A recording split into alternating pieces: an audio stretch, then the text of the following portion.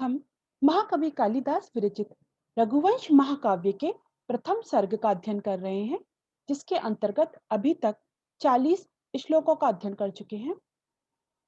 प्रकरण चल रहा था कि किस प्रकार राजा दिलीप और सुदक्षिणा संतान प्राप्ति के लिए एक अनुष्ठान करना चाहते हैं और तदनुसार आचरण करने के लिए यानी अनुष्ठान करने के लिए वो गुरु वशिष्ठ के आश्रम में जा रहे हैं।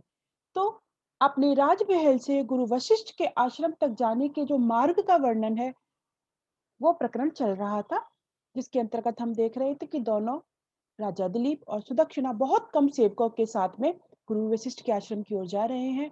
रास्ते में कहीं उन्होंने मृगी को देखा है। तो इस प्रकार से वो देखते जा रहे हैं प्रकृति चित्र, कभी ठंडी हवा चल रही है, शीतल अनुकूल वायु प्रवाहित हो रही है। तो इस प्रकार से सुंदर मार्ग का और प्रकृति चित्रण हम लोगों ने पिछले श्लोकों में अध्ययन किया। अब आगे के श्लोकों का अध्ययन करते हैं। 41वें श्लोक से अध्ययन करते हैं। श्रेणी वंदनाद वितनवद्भि स्तंभाम तोरण सृजम सार सही कल निर्हादय क्वचिन उन्नमित्ताननौ। राजा दिलीप और सुदक्षिणा दोनों जा रहे हैं। तो ऊपर से वो सारस पक्षी जो उड़ रहे हैं उनको देख रहे हैं, तो उसका सुंदर ही चित्रण किया गया है। देखिए क्या कहते हैं। श्रेणी बंधनाथ, श्रेणी बंधनाथ यानी कि वो कैसे उड़ रहे हैं सारस पक्षी आदि, श्रेणी बना करके पंक्तिबद्ध होकर के उड़ने के कारण अस्तंभात, अस्तंभ, यहाँ देखिए वितनवत भी अस्तंभाम, तो आधार यानी स्तंभ से रहित, यानी कोई आधार नहीं है, यानी वो आकाश में उड़ रहे हैं तो कोई उनका आधार नहीं है, किसी आधार पे नहीं है वो।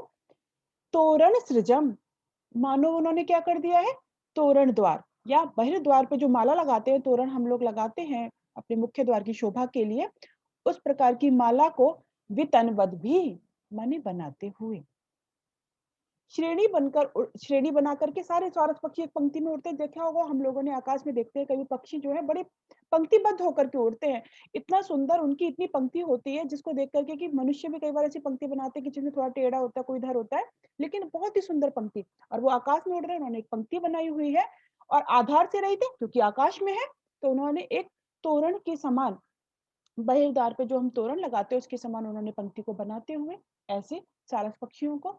और नीचे वाली पंक्ति में देखिए, कल निर्हादहि, कल निर्हादहि माने मधुर एवं अस्पष्ट शब्द करने वाले सारसही माने सारस पक्षियों के कारण, क्वचित माने क्वचित माने कभी कभी या कहीं कहीं पर वो क्या कर रहे हैं, क्वचित माने कहीं कहीं पर क्या कर रहे हैं वो, उन्मित्त आननौ, उन्मित्त आननौ माने ऊपर की ओर जिन्होंने मुख किया हुआ है ऐसे, क्योंकि वो सारस पक्षी आदि ऊपर की ओर उड़ रहे हैं, इस कारण से राजा दिलीप और सुदक्षिणा ऊपर और मुख करके उन्हें देख रहे हैं। और जो सारस पक्षी किस प्रकार सुशोभित हो रहे हैं, उन्होंने वो पंक्तिबद्ध होकर के आकाश में बिना आधार के हैं, ऐसा लग रहा है जैसे कि उन्होंने कोई तोरण द्वार बनाई हुई है। तो यहाँ पर ये इनका विशेषण है सारस पक्षी का। तो यहाँ पे कवि कालिदास क्या कहना चाहते हैं, वो कहना चाह रहे हैं कि मानो सारस पक्षियों के द्वारा राजा रानी का स्वागत किया जा रहा है। जैसे कि कोई राजा रानी बाहर जा रहा है या अन्यत्र कोई भी व्यक्ति बड़ा आदमी आता है, तो स्वागत के लिए बाहर फूलों की द्वार मतलब माला सजाई जाती है द्वार पर, उसका स्वागत किया जाता है। उसी प्रकार से मानो सारस पक्षियों ने उनके लिए तोरण द्वार बना दिया है, तोरण सजा दिए हैं ऐसे। और आकाश में उड़ रहे हैं इस कारण उनका कोई आधार नहीं है, क्योंकि माला जैसे देखा जाता है तो गेट पे हम लगाते हैं तो कोई कील साइड में होती है उस पे लगाई जाती है, लेकिन कोई आधार नहीं है क्योंकि आकाश में वो उड़ रहे हैं ऐसे बिना आधार वाले उनको देखा। और वे सारस पक्षी कैसे कर रहे हैं, कुछ मधुर और अस्पष्ट समझ में नहीं आ रहा है ऐसे शब्द कर रहे हैं। उसके इन दोनों इन सारस पक्षियों के सौंदर्य को देखते हुए राजा दिलीप और सुदक्षिणा, आगे हम वो पुराने श्लोकों से चला आ रहा है, तौ दंपत्ति गुरु वशिष्ठ से आश्रम जगमतु, वे दोनों दंपत्ति गुरु वशिष्ठ के आश्रम की ओर गए, मतलब आश्रम की ओर वो जा रहे हैं, ऐसे यहाँ पे वर्णन है। जैसा कि हम पहले भी देखते आ रहे हैं, संपूर्ण सर्ग में अनुष्टुप छंद है, श्लोकी षष्ठम गुरु गेयम सर्वत्र लघु पंचमम दी चतुष्पादयोर हृस्वम सप्तमम दीर्घमन्यो। और मानो वो फूलों की माला से बना रहे हैं, यहाँ पर उत्प्रेक्षा अलंकार है, ठीक है, इफ शब्द का प्रयोग नहीं है, गुण उत्प्रेक्षा है, तो उत्प्रेक्षा अलंकार भी यहाँ पे दिखाई दे रहा है। आगे श्लोक देखते हैं। और यहाँ पे ये भी कह सकते हैं कि प्रकृति चित्रण और स्वाभाविक प्रकृति चित्रण किया है कालिदास ने, कि जिस प्रकार से एक पक्षी खगशास्त्र का उन्हें सबका इतना मतलब ज्ञान है, पहले हम लोगों ने देखा कि उन्हें संगीत शास्त्र का, तो यहाँ पे उनका प्रकृति चित्रण भी दिखाई दे रहा है कि प्रकृति चित्रण के में निपुण है महाकवि कालिदास।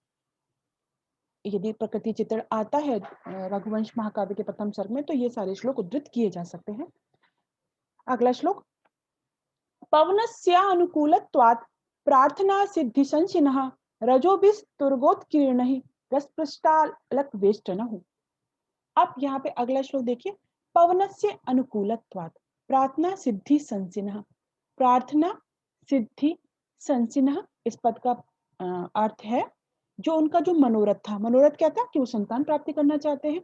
राजा दिलीप और सुदक्षिणा के अभी तो कोई संतान नहीं है और वो संतान चाहते हैं, इसीलिए वो गुरु वशिष्ठ के आश्रम में जा रहे हैं। तो मानो प्रार्थना, उनका जो मनोरथ है पुत्र प्राप्ति, उसकी सफलता को सिद्धि संचिना, उसकी सफलता को सूचना देने वाला, उनकी मनोरथ की सिद्धि की सूचना देने वाला। पवनस्य माने पवन के, अनुकूलत्वात् माने अनुकूल होने के कारण। वायु उनके अनुकूल है, हवा अनुकूल होने के कारण क्या है, और वो कैसी है हवा, जो उनकी मनोरथ की जो सिद्धि है उसकी सूचना दे रही कि मानो उनका मनोरथ पूर्ण हो जाएगा, वो जिस कार्य के लिए जा रहे हैं उसमें उन्हें सफलता अवश्य प्राप्त होगी।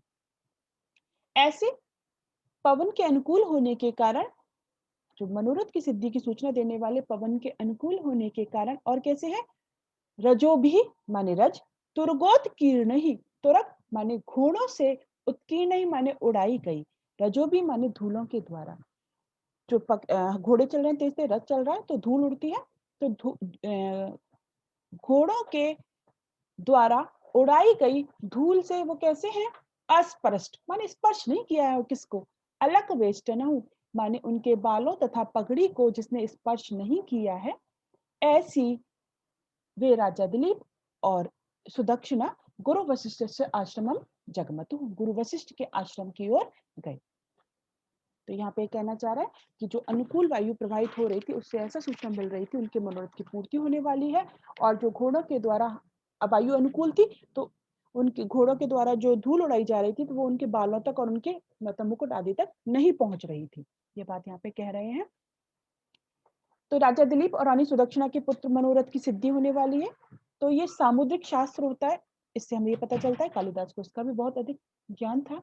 सामुद्रिक शास्त्र में माना जाता है कि सम्मुख वायु की अनुकूलता, यदि वायु अनुकूल होती है और किसी कार्य के लिए जा रहे हैं तो कार्य में सफलता मिलती है, सिद्धि मिलती है, इसीलिए यहाँ पे ऐसा प्रतिपादन किया गया है।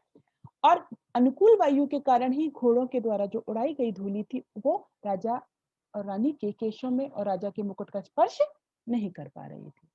तो यहाँ पे हमने इस प्रकार देखा, यहाँ पे कालिदास का एक तो प्रकृति चित्रण भी दिखाई दे रहा है, उनका सामुद्रिक शास्त्र का ज्ञान भी प्रतीत हो रहा है, और अनुकूलता आदि हेतु, यहाँ पे हेतु में पंचमी है, अनुष्टुप छंद ही है। ठीक, अगला श्लोक देखते हैं।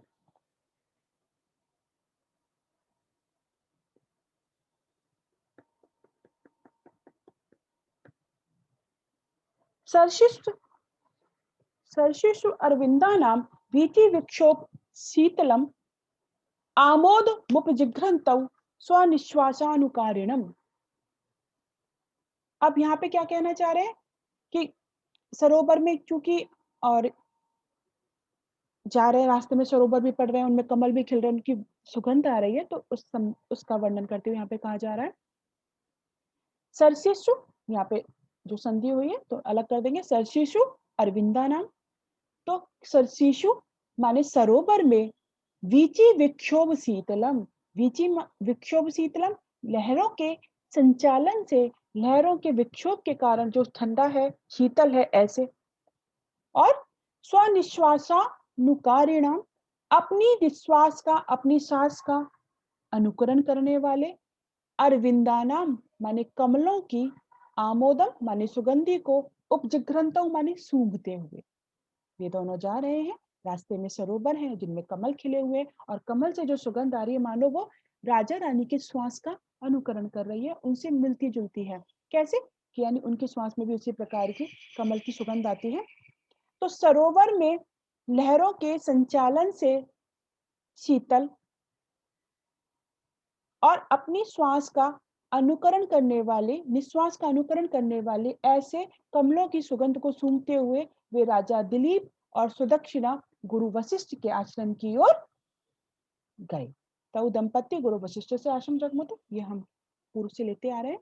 तो ऐसे वो राजा दिलीप और सुदक्षिणा गुरु वशिष्ठ के आश्रम की ओर गए। यहाँ पे क्या कहना चाह रहे हैं? आश्रम के मार्ग का वर्णन है, उसके प्राकृतिक सौंदर्य का वर्णन है। यहाँ भी हमें प्राकृतिक चित्रण दिखाई देता है। कवि बताना चाहता है कि मार्ग में स्थान स्थान पर सुंदर सरोवर थे जिनमें कमल खिले हुए थे और उन कमल की सुगंधी कैसी थी? राजा रानी के श्वास के समान थी।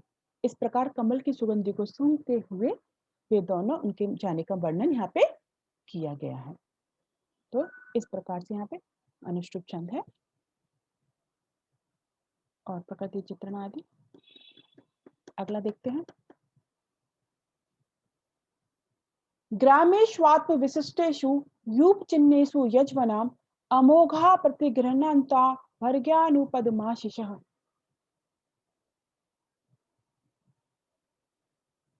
क्या कहना चाह रहे हैं? ग्रामेष्वात्म विशिष्टेषु यूप चिन्हेषु यज्वनाम अमोघा प्रतिगृह्णन्ता भर्ग्यानुपदमाशिषः। देखिए अब यहाँ पे क्या कह रहे हैं इस श्लोक में? क्या था यहाँ पे? आत्म विशिष्टेषु यूप चिन्हेषु। अब राजा और रानी जैसे जा रहे हैं और राजा क्या था, यज्ञ आदि करते थे, तो उसमें यज्ञ स्तंभ जो होते थे यूप चिन्ह आदि से, उनको वो दान में करते थे। और ऐसे जो गांव पड़ रहे हैं वहां पर जिन ब्राह्मणों को उन्होंने दान दिया है और उनके वो आशीर्वाद को प्राप्त कर रहे हैं, वो उनकी अर्चना भी कर रहे हैं, अर्घ्य आदि समर्पित कर रहे हैं। इसका यहाँ पे सुंदर चित्रण किया गया है। तो देखो क्या कहना चाह रहे हैं यहाँ पे? आत्म विशिष्टेषु, देखो ग्रामेशु आत्म विशिष्टेषु, तो ग्रामेशु अलग हो गया, आत्म विशिष्टेषु यूप चिन्हेषु यज्वनम। तो आत्म विशिष्टेषु यूप चिन्हेषु ग्रामेशु, सब सप्तमी व्यक्ति में, तो यहाँ पे वो हो गया सब विशेषण है ग्रामेशु के। तो क्या कहना चाह रहे हैं यहाँ पे? आत्म विशिष्टेषु अपने द्वारा दान में दिए गए, अपने द्वारा दान में दिए गए यूप चिन्हेषु, यूप नामक एक कास्ट विशेष से चिन्हित जो होता है, यज्ञ का अंगभूत जो यूप होता है, वो उन्होंने जो दान में दिया है उससे युक्त, जो ग्रामेशु माने गांवों में, यजवनाम जो विधि पूर्वक यज्ञ करने वाले हैं उनके द्वारा। कैसे हैं वो?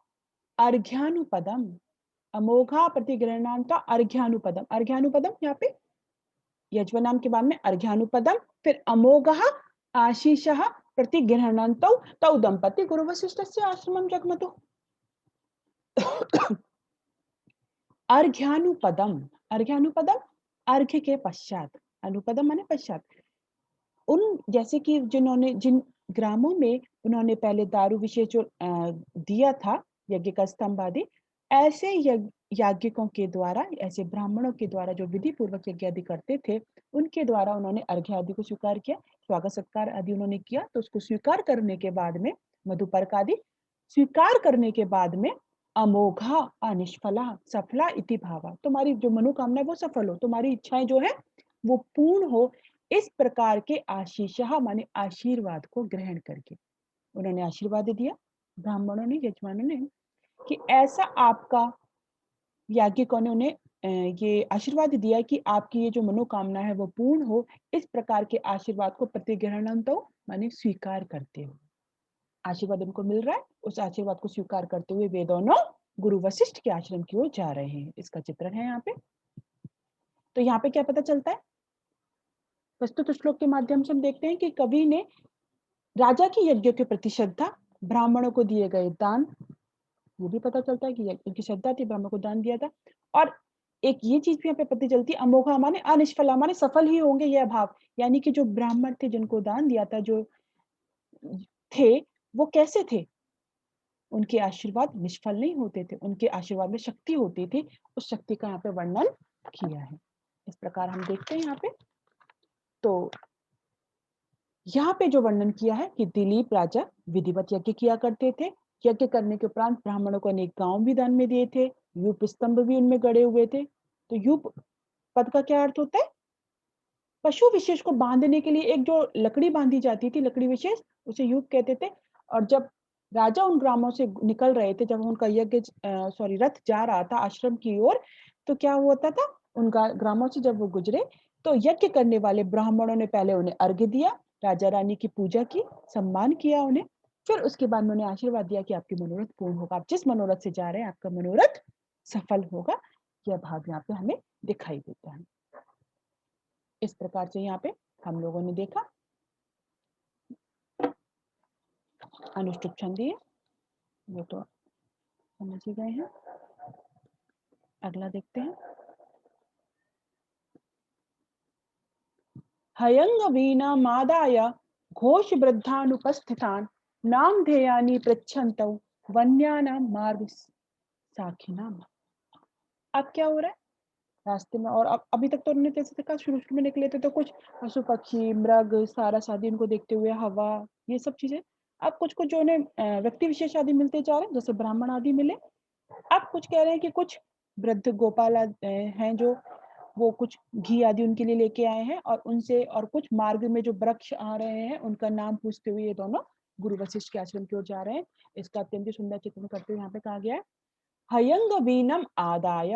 हयंग वीनम माने जो गाय का ताजा घी है, ये गोदोहोद्भवम घृतम, गाय का जो ताजा घी है उसको लेकर के, आदाय माने लेकर के, गृहीत्वा उपस्थितान माने जो उपस्थित हुए, समीप में आ गए हैं। गाय के ताजा घी को लेकर के जो उपस्थित हुए हैं, समीप में आए हैं, ऐसे कौन, घोष वृद्धान माने बूढ़े अहीरों को, आभीर पल्ली स्थिवरान यानी क्या कहना चाह रहे हैं, जो ऐसे बूढ़े अहीरों से, गाय के ताजा घी को लेकर के जो उपस्थित हो गए हैं ऐसे वृद्ध अहीरों से, वो क्या कर रहे हैं, बन्या नाम मार्ग साखी नाम, बन्या नाम माने जंगली, और मार्ग साखी नाम माने मार्ग में आने वाले वृक्षों के, नाम ध्यानी माने नामों को, पृच्छन्तु माने पूछते हुए कि ये कौन सा वृक्ष है, ये कौन सा वृक्ष है, इस प्रकार नामों को पूछते हुए वे दोनों गुरु वशिष्ठ के आश्रम में जा रहे हैं। कौन, राजा दिलीप और सुदक्षिणा, तौ दंपत्ति गुरोर वशिष्ठस्य आश्रमम जगमतुः। वही गुरु वशिष्ठ के आश्रम में जा रहा है। तो यहाँ पे क्या कहना चाह रहे हैं, प्रस्तुत श्लोक के माध्यम से हमें पता चलता है कि गांव के लोगों द्वारा राजा रानी का यथोचित सम्मान किया जा रहा है, उनकी व्यवहार कुशलता भी पता चलती है हमें, जो ग्रामीण है वो उनके लिए स्वागत सत्कार के लिए घी लेके आए ताजा ताजा। राजा रानी का रथ जिस ओर से गुजरता था, वहां के निवासी अहीर आदि गाय का ताजा घी लेकर राजा रानी के सम्मान के लिए उपस्थित होते थे, और वे दोनों ग्रामवासियों के भी वो स्वागत सत्कार भी स्वीकार कर रहे हैं, तो उनका भी प्रेम है अपनी प्रजा के प्रति, यह भी हमें पता चलता है। और लाए हुए उपहारों को वो सप्रेम स्वीकार कर रहे हैं। साथ ही रास्ते में पड़ने वाले वृक्षों का नाम, प्रकृति के प्रति प्रेम भी हमें दिखाई देता है, उनका नाम आदि वो पूछते हुए गुरु वशिष्ठ के आश्रम की ओर जा रहे हैं। तो इस प्रकार से राजा दिलीप और सुदक्षिणा गुरु वशिष्ठ के आश्रम में जा रहे हैं, तो मार्ग में पड़ने वाला ये जो चित्रण है कि मार्ग में कैसे कैसे जा रहे हैं, कौन कौन उनके मार्ग में उपस्थित हो रहा है, और प्रकृति चित्रण है, ये यहाँ पे उसका वर्णन किया जा रहा है। ठीक है, यहाँ पे अब हमने देखा अनुष्टुप छंद है। इससे आगे वाले श्लोक आदाय आदि में लप प्रत्यय है, घोष वृद्धान, यहाँ पे गौण कर्म प्रच्छ धातु के दिकर्मक होने का अकथितम जैसे कर्म संज्ञा हुई, द्वितीय व्यक्ति हुई।